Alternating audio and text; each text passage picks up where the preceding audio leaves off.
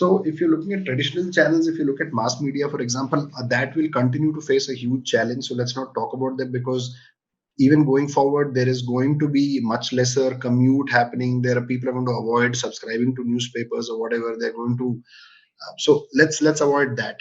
From a marketeer standpoint, they are going to have far fewer budgets to operate with, so that's something that again will reduce that.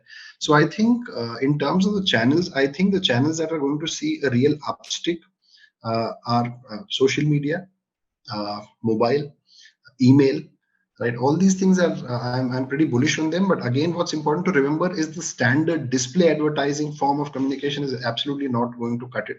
I think the role of content marketing going forward is going to be absolutely huge. I think the focus of marketers and brands on adding value is going to be crucial far more than anything else. I think any brand which continues to talk about itself or how great it is, I think is absolutely not going to cut it.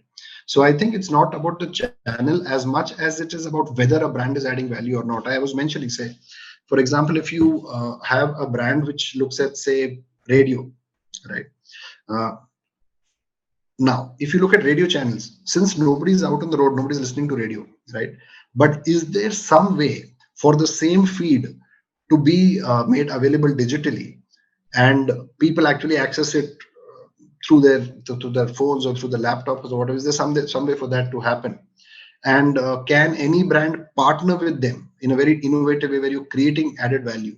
So I think the focus is more on adding value other than the channels will be fine, and I think that's not an issue at all as long as the approach is right.